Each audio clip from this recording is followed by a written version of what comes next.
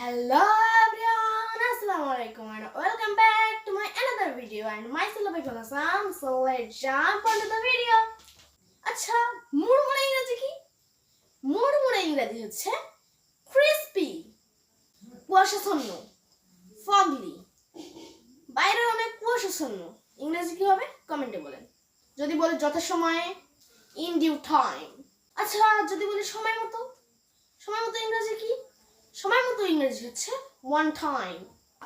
আচ্ছা, আবার যদি বলি অধিকাংশ সময়, most of the time। স্বেচ্ছাতে, damp।